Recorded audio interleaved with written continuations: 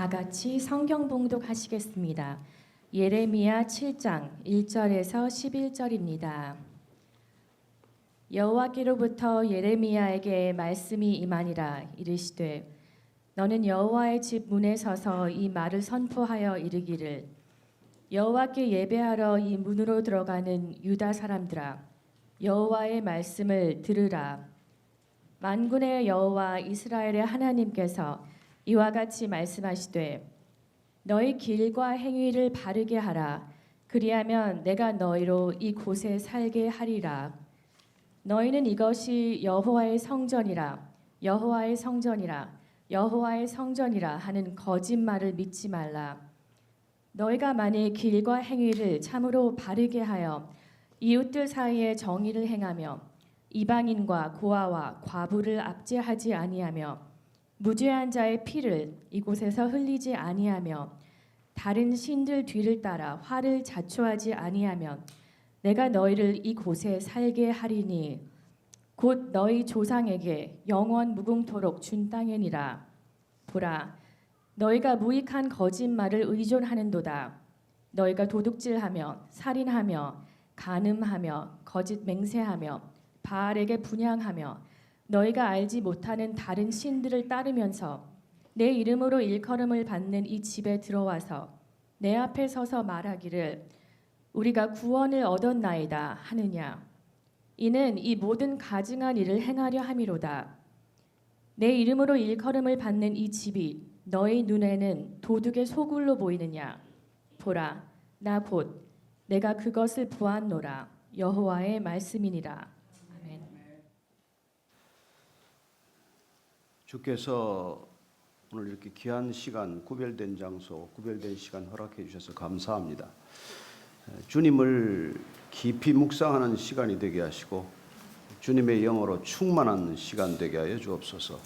예수님 이름으로 기도합니다. 아멘. 여러분들은 $100짜리를 들어 가지고 계시기도 하고 또 이렇게 한 번씩 위조 지폐가 섞이지 않았나 감별할 수도 있을 거예요. 만약에 가지고 있는 지폐 가운데서 위조 지폐가 있다고 치면 그 지폐가 아무리 정교하게 만들어졌다고 해서 그 가치를 90불로 쳐주고 조금 조악하게 만들면 50불로 쳐주고 그러지 않습니다. 위조 지폐는 조금이라도 위조 사실이 밝혀지면 전량 폐기해야 됩니다. 아무리 100불이라고 쓰여져 있어도 가치는 제로라는 것입니다. 우리가 아무리 예배를 드리고 아무리 그리스도인의 행동을 하고 산다고 하더라도 우리 중심에 예수님이 안 계시면 우리는 다 가짜입니다. 99% 진짜면 뭐 견딜만 하다고 생각하면 큰 오산입니다. 성경은 제발 그만 이제 하나님께로 돌아오라는 이 얘기가 가득한 책입니다. 제대로 돌아왔으면 책이 이렇게 길어질 이유가 없습니다. 아무리 돌아오라고 해도 아무리 돌이키라고 해도 아무리 회개하라고 해도 안 돌이키기 때문에 책이 이렇게 신구약으로 나눠지고 길어진 겁니다. 같은 소리를 반복하고 있는 책이에요.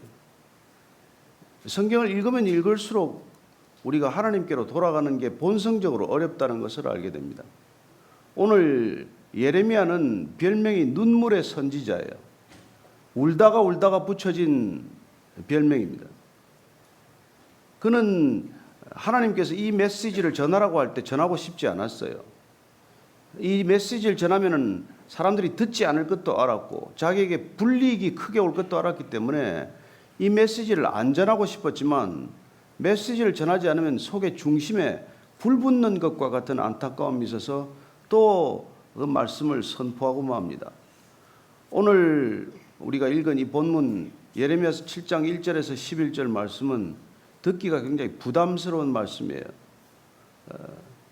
어쩌면 예레미야가 이 메시지를 선포한 시기는 이스라엘 백성들이 아주 중요하게 여기는 3대 절기의 하나였을지 모르겠습니다. 절기 때마다 사람들이 모입니다. 디아스포라 유대인들이 모입니다. 해외 나갔다 있던 사람들까지도 성전에 오는 때가 절기 때예요. 6월절, 오순절, 초막절 때는 거의 전 이스라엘 백성들이 성전으로 모일 때입니다. 그때 성전 입구에 서서 이 메시지를 전하라고 하는 거예요. 7장 1절 2절 같이 읽겠습니다. 시작. 여호와께로부터 예레미야에게 말씀이 임하니라. 이르시되 너는 여호와의 집 문에 서서 이 말을 선포하여 이르기를 여호와께 예배하러 이 문으로 들어가는 유다 사람들아 여호와의 말씀을 들으라. 여러분, 선지자란 자기 생각을 말하는 사람이 아니에요. 사람의 입과 사람의 신체 기관을 통해서 메시지가 전해지지만은 이 말씀은 하나님으로부터 온 말씀이지 내 생각과 개인적인 욕망에서 나온 얘기가 아니라는 것입니다. 이 말씀을 들으라고 지금 선포하고 있는 예레미야는 지금 이렇게 말을 시작합니다. 3절입니다. 만군의 여호와 이스라엘의 하나님께서 이와 같이 말씀하시되 너희 길과 행위를 바르게 하라. 그리하면 내가 너희로 이곳에 살게 하리라. 출애굽시켜서 광야 거쳐서 가나안 땅으로 들어왔는데 이곳에서 계속해서 살 수 있도록 하나님께서 주신 계명과 법도가 있지만 잘 지키지 않았습니다. BC 722년에 북이스라엘은 아수르의 침략을 받아서 전부 포로로 끌려가고 아수르 사람들이 이스라엘 땅에 건너와서 그냥 피가 섞임으로써 사마리아 땅이라고 하는 혼혈 족속이 생기고 말았어요. 그로부터 지금 120여 년이 다시 지났을 때입니다. 제발 좀 북이스라엘처럼 살지 말아라. 너희들도 그렇게 되면 그렇게 쫓겨가고 말 것이다. 그게 지금 예레미야가 하고자 하는 말씀이에요. 북이스라엘 백성들이 망했던 것처럼 너희들도 그렇게 행위를 바르게 하지 않고 하나님의 길로 돌이키지 않으면 결국은 또 너희들도 외침을 받고 포로로 끌려가게 될 것이다. 그 메시지를 전해야 하는 게 예레미야의 입장입니다. 4절 말씀입니다. 4절 말씀 같이 읽으십시다. 시작. 너희는 이것이 여호와의 성전이라 여호와의 성전이라 여호와의 성전이라 하는 거짓말을 믿지 말라. 여러분, 이스라엘 백성들에게 성전은 모든 신앙의 중심지입니다. 그들의 안전과 그들의 모든 번영은 오직 성전에 달렸다고 믿는 사람들이에요. 성전이 모든 신앙의 핵심이고 중심이고 전부나 마찬가지입니다. 그 성전에 서서 이 성전이 여호와의 성전이라고 하는 말을 믿지 마라, 거짓말이다, 이런 메시지를 잘못 전하면 그 자리에서 돌을 맞아 죽게 되어 있습니다. 뭐 성전이 여기저기 있는 것도 아니에요. 예루살렘에 딱 하나, 솔로몬 성전, 그 성전 문에 서서 이 성전이 여호와의 성전이라고 하는 말을, 거짓말을 믿지 말아라, 그런 메시지를 전하고 있는 거예요. 여호와의 성전이라 여호와의 성전이라 여호와의 성전이라. 이스라엘 사람들은 세 번씩 얘기하면은 확정적이라는 뜻입니다. 그 사람들은 뭐 친한 사람들끼리 인사를 하면은 샬롬도 샬롬 샬롬 샬롬 세 번씩 인사합니다. 절대로 이 자리가 여호와의 성전이 아니라고 하는 얘기예요. 이미 이곳은 하나님의 영광이 떠났고 더 이상 당신들이 신앙의 중심지로 삼아야 할 그런 성전이 아니라고 지금 얘기하고 있는 것이죠. 그리고는 이렇게 말합니다. 5절, 6절, 7절이에요. 시작. 너희가 만일 길과 행위를 참으로 바르게 하여 이웃들 사이에 정의를 행하며 이방인과 고아와 과부를 압제하지 아니하며 무죄한 자의 피를 이곳에서 흘리지 아니하며 다른 신들 뒤를 따라 화를 자초하지 아니하면 내가 너희를 이곳에서 살게 하리니 곧 너희 조상에게 영원 무궁토록 준 땅이니라. 돌이키라고 하는 메시지는 다른 메시지가 아니에요. 이미 많은 선지자를 통해서 반복되었던 메시지입니다. 하나님께로 돌이키는 건 어떤 삶을 말하느냐? 약자들을 돌보는 삶이라고 말합니다. 고아와 과부를 선대하라. 그리고 이웃들 사이에 정의를 행하라. 이방인들을, 낯선 사람들을 함부로 대하지 말아라. 그런 얘기하고 있는 것이죠. 무죄한 자의 피를 흘리지 말아라. 억울한 사람들 만들지 말라. 이게 지금 하나님께로 돌이키는 길이라고 말합니다. 성전에 와서 예배 드리는 것, 성전에 제물 드리는 것, 성전에 와서 기도 많이 하는 것, 그게 나쁘다는 뜻이 아니에요. 그걸 하면서도 너희들의 삶이 하나님의 계명과 법도를 지키지 않고 있다면 이 예배라는 공간에서 일어나는 종교적 행위와 이 건물 밖에서 일어나는 우리 삶의 행위가 일치하지 않는다면, 그러면 너희들은 이곳에서 지금 성전에서 예배드린다고 착각하지 말아라, 그 얘기를 하고 있는 거예요. 이 얘기는 처음 하는 얘기가 아닙니다. 예루살렘 성전을 처음 지을 때 솔로몬이 아버지 다윗이 평생도록 모아놓은 은과 금 100향목을 가지고 온 정성을 다해서 성전을 지었어요. 그리고 기도합니다. 하늘의 하나님이 어찌 이곳에 갇히겠습니까?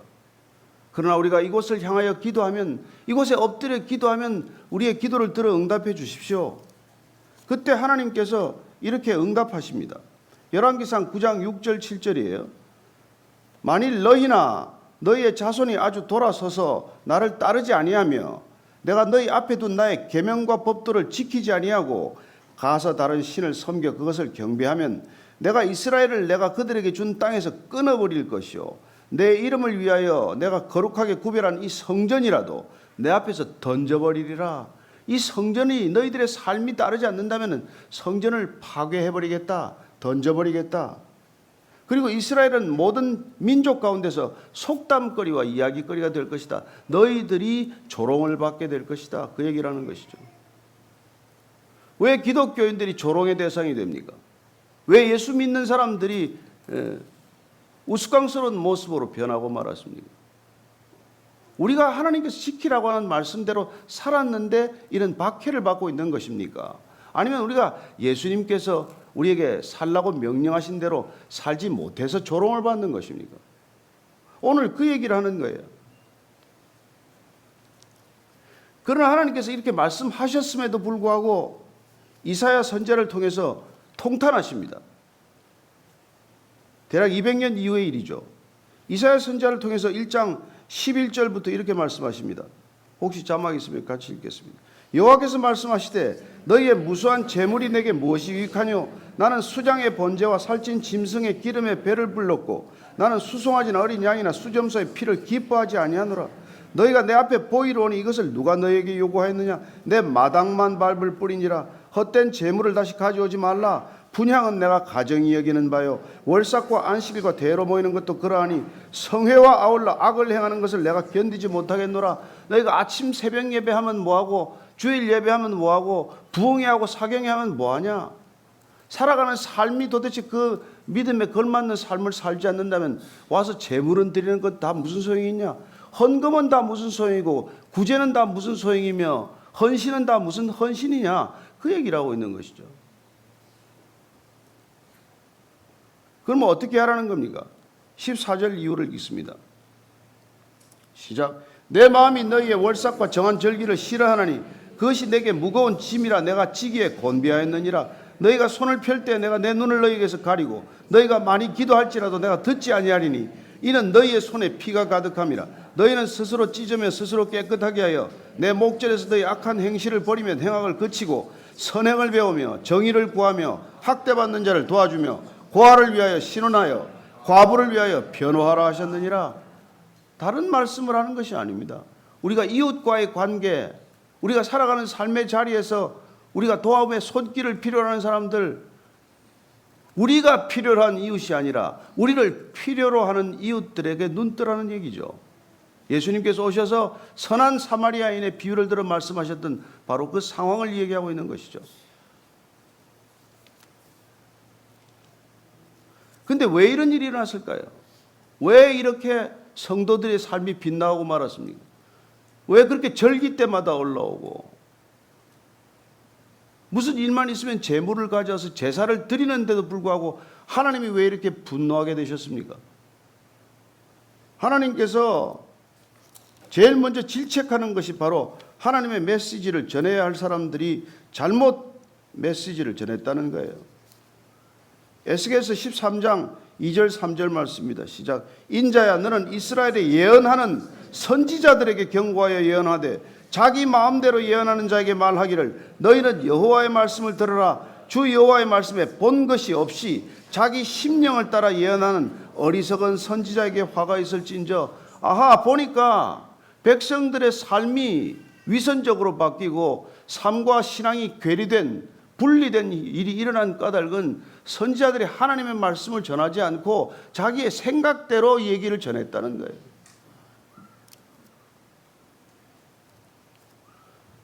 사경에 복잡하게 할 거 없습니다. 성경 읽기만 해도 됩니다.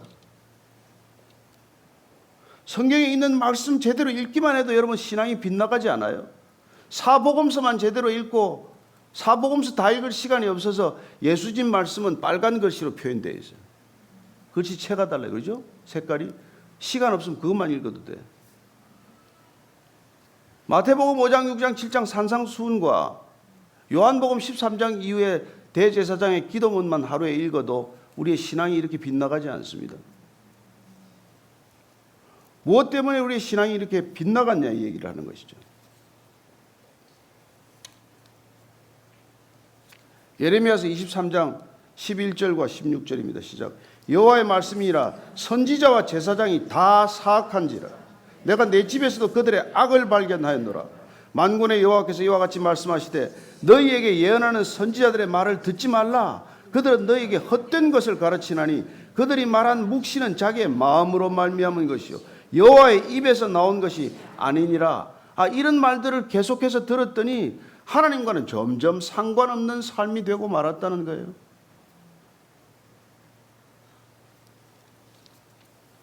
이게 하나님이 진노하신 이유입니다. 그래서 결과적으로 어떻게 되었을까요? 오늘 예레미야 7장 8절 이하는 이렇게 말합니다. 보라, 너희가 무익한 거짓말을 의존하는도다.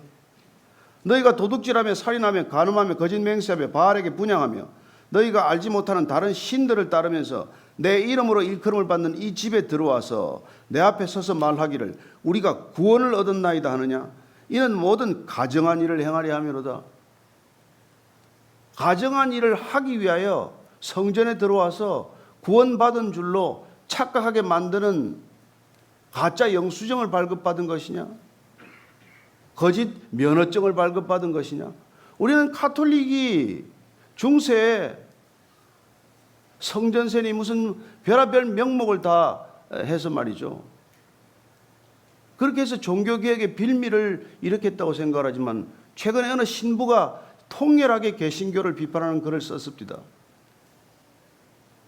당신들이 그토록 비난했던 캐톨릭의 길을 당신들이 지금 답습하고 있지 않느냐? 그게 비난의 이유예요. 무엇 때문에 종교개혁이 일어났습니까? 말씀을 읽지도 듣지도 못하게 만들어서 라틴어로 예배를 보고 모든 종교적 의식과 절차를 통해서 정작 예수님은 사라지고 교황만 높임을 받는 그런 종교 제도가 잘못되었다는 이유로 다 종교개혁이 일어났습니다마는 오늘날 개신교는 얼마나 종교개혁의 대상에 지금 이르렀을까요?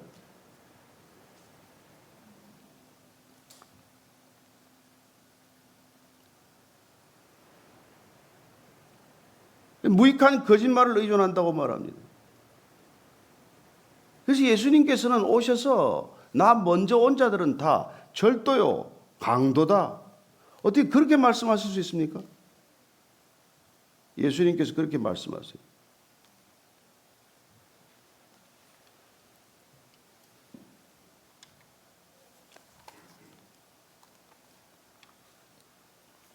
그분께서는 나보다 먼저 온 자들은 다 절도요, 강도라고 말합니다. 그리고 사꾼 목자라고 말해요. 이리 때가 오면은 다 버리고 도망간다는 거예요.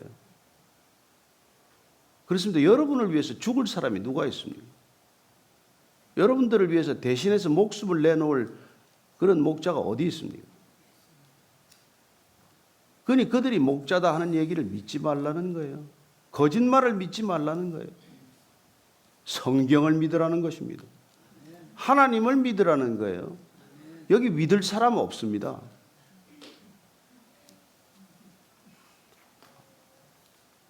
물론 저도 믿지 마시고요.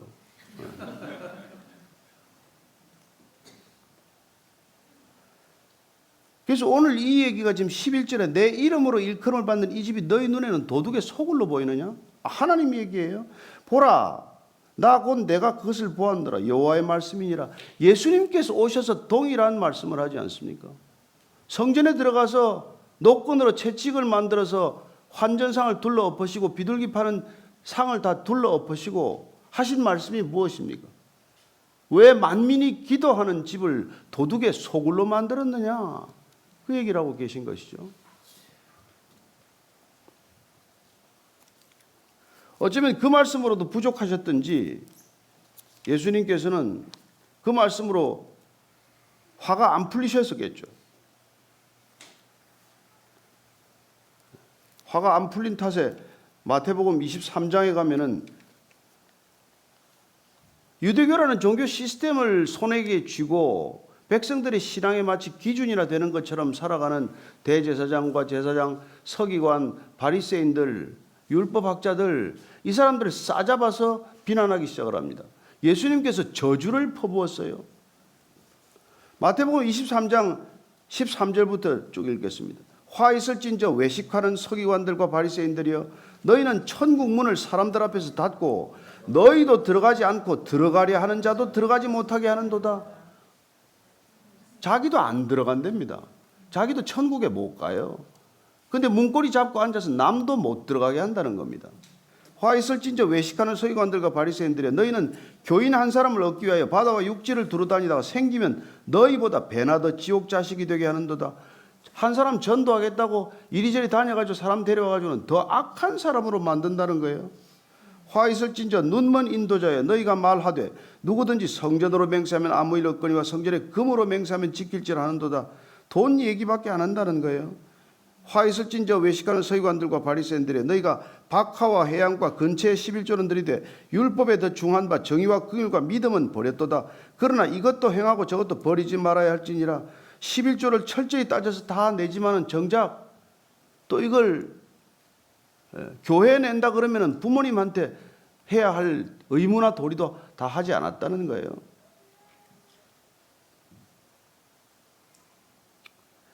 25절, 화 있을진저 외식하는 서기관들과 바리새인들이여, 잔과 대접의 겉은 깨끗이 하되 그 안에는 탐욕과 방탕으로 가득하게 되는도다. 자, 문제는 뭡니까? 모든 저주의 형용사가 하나 붙는데 그 형용사가 바로 외식하는 이에요. 위선 떠는, 겉과 속이 다른. 눈먼 바리새인이여, 너는 먼저 안을 깨끗이 하라. 그리하면 겉도 깨끗하리라. 우리가 교육이든지 윤리든지 도덕적인 모든 삶의 기준들은 겉을, 행동을, 행위를 자꾸 깨끗하게 하는 것이지만 신앙은 본질적으로 안을 깨끗하게 하는 거예요. 먼저 안을 깨끗하게 하라. 그러면 겉도 깨끗해지리라. 화 있을진저 외식하는 서기관들과 바리새인들이여, 회칠한 무덤 같으니 겉으로는 아름답게 보이나 그 안에는 죽은 사람의 뼈와 모든 더러운 것이 가득하도다. 그렇습니다. 만물 중에 가장 부패한 것이 인간의 마음이라고 하지 않습니까? 따라서 예수님께서는 마음으로 저지르는 죄와 우리의 행위로 저지르는 죄를 동일시하셨습니다. 마음으로 내가 음욕을 품었느냐? 내가 이미 간음하였느니라. 내가 형제를 바보라고 욕했느냐? 너는 이미 살인하였느니라. 그게 예수님의 기준이에요. 무슨 재주로 우리가 그 기준에 맞춥니까? 우리가 무슨 능력이 있어서 그리스도인이 됩니까? 하여 예수님께서는 우리의 힘과 능으로 감당할 수 없는 이 주의 길을 가도록 하시게 하기 위해서 약속하신 바 성령을 우리에게 보내주시겠다. 나쁜 아버지도 자식에게는 좋은 것을 줄 알거든 하물며 하늘 아버지께서 너희에게 가장 좋은 것으로 주시지 않겠느냐? 성령을 주시지 않겠느냐? 여러분, 우리의 신앙은 성령 구하는 게 우리의 신앙의 본질입니다. 눈에 보이는 것 구하는 것은 모든 종교에서 다 구하는 것들이에요. 어느 종교가 장수를 구하지 않습니까? 어떤 종교인이 돈과 부귀와 영화를 구하지 않습니까? 어떤 종교가 그러나 십자가를 구합니까?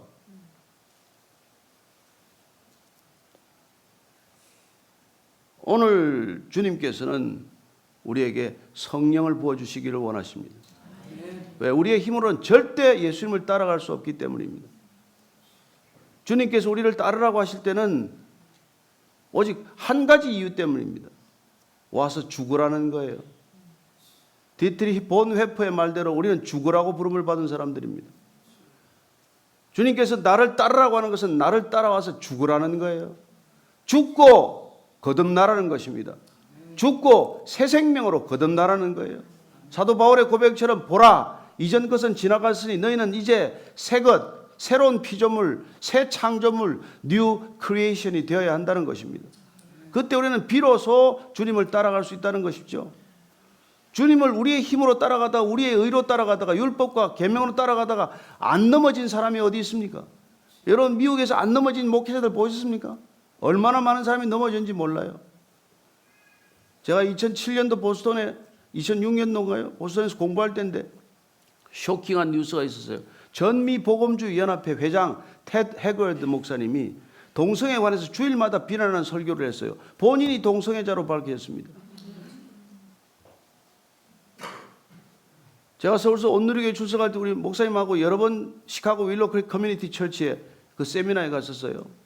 그 목사님조차도 그토록 큰 영향력을 가지고 7,000개 이상의 처치 어소시에이션의 대표를 지냈더니만은 그모자도 실족하는 것을 보았습니다. 얼마나 영향이 컸던지 여기 다 덮어버리더군요. 데이브레이크 공동체를 만든 장 바니에는 어떻습니까? 죽고 나서 그 생전에 일어났던 그런 성적 추문들이 다 터져나와요. 우리 힘으로 절대 못 따라갑니다. 이 길이 우리 힘으로 갈 수 있으면 주님께서 십자가에 왜 달리셨어요? 성경 공부나 좀 가르치고 말지. 저와 여러분의 힘으로 끝까지 따라갈 수 없는 길이기 때문에 그분께서 죽으시고 약속대로 성령을 보내주시고 성령이 우리 안에 오시면 그분이 우리 안에 텐트를 치고 말씀이 육신이 되시면 그러면 그분의 힘과 능력으로 그분을 따라갈 줄로 믿습니다.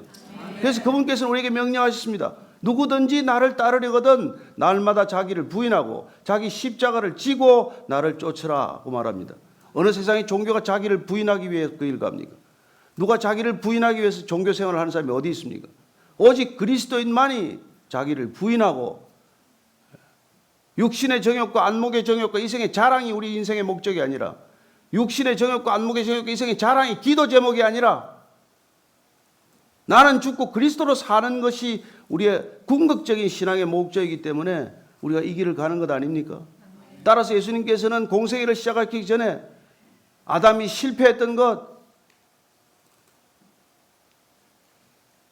그걸 일단 이기고 공생애가 시작이 된 것입니다.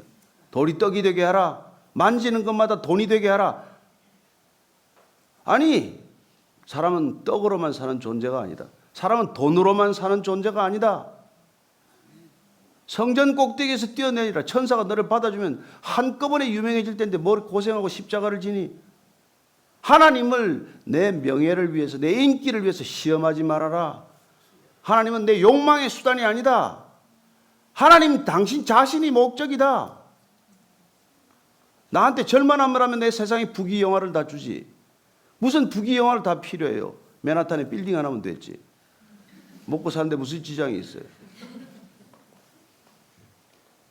우리가 절할 때상, 우리가 무릎을 꿇을 때상, 우리가 섬길 때상은 오직 하나님 한 분뿐이다. 그래서 예수님은 공생애가 시작이 된 겁니다. 그래서 그리스도인은 공생애가 시작이 되는 것입니다. 저와 여러분들이 예수님이 이긴 시험을 같이 통과하지 않고서는 이 길을 갈 수 없습니다. 우리 힘으로 이 시험을 통과 못합니다. 그래서 주님께서는 시험 칠 수 있는 능력을 주셨습니다. 나는 그렇게 못하지만 내 안에 성령님 오시면 그렇게 할 수 있습니다. 나는 사람을 사랑하지 못하지만 내 안에 오신 주님은 그분은 오래 참고 온유하고 질투하지 않고 자랑하지 않고 교만하지 않고 무례하지 않고 자기의 유익을 구하지 않고 화를 내지 않고 악한 것을 생각하지 않고 불의를 기뻐하지 않고 진리를 기뻐하고 모든 것을 참고 모든 것을 믿고 모든 것을 바라고 모든 것을 견딜 줄로 믿습니다. 내 능력입니까? 여러분의 능력입니까? 어느 누구도 우리는 그런 사랑 못합니다. 오직 그분이 우리 안에 오셨을 때만 그분께서 직접 사랑하시는 것입니다. 교회란 무엇입니까? 자기 욕망을 추구하는 공동체가 아닙니다. 우리는 죽고 그리스도로 사는 사람들입니다. 그래서 우리는 서로 사랑할 줄 아는 사람입니다. 이 세상에 어디서 서로 사랑하는 그런 공동체가 있겠어요? 저와 여러분들이 오늘 이 예레미야의 뼈아픈 이런 피를 토하듯 절규하는 것 너희는 이것이 여호와의 성전이라, 여호와의 성전이라, 여호와의 성전이라 하는 말을 믿지 말아라. 동일하게 이 시대에 얼마나 많은 이단들이 있습니까? 대한민국의 4명 중에 1명, 그리스도인들 중에 4명 중에 1명은 전부 이단에 빠져 있습니다. 말할 수 없이 지금 이단은 극성입니다. 아무리 언론에서 두드려 맞아도 그들은 생명력이 질겨도 보통 질기지 않습니다. 왜요? 그들은 목숨 걸고 이단을 믿으니까요. 우리는 정통이라고 말하지만 목숨이 아니라 손가락 하나 낼 사람 없습니다.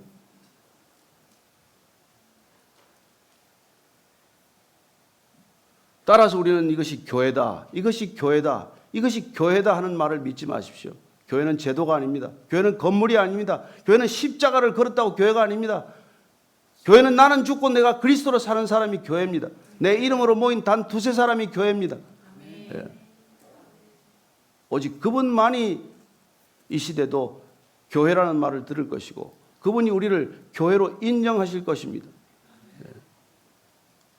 가이사랴 빌립보에서 베드로가 고백했던 그 고백, 주는 그리스도시요 살아계신 하나님의 아들입니다 하는 고백, 그 믿음의 고백이 우리의 진실한 고백이라면 그 고백, 반석의 고백 위에 주님께서는 교회를 세우시겠다고 약속하셨고 그 교회는 음보의 권세가 흔들지 못할 것이라고 보증하셨고 그리고 성령이 오시면은 우리가 더 이상 나를 추구하지 않고 오직 하나님 한 분의 영광을 추구할 것을 약속하셨기에 날마다 우리는 죽고 날마다 우리는 그리스도로 사는 사람이 되기를 축원합니다.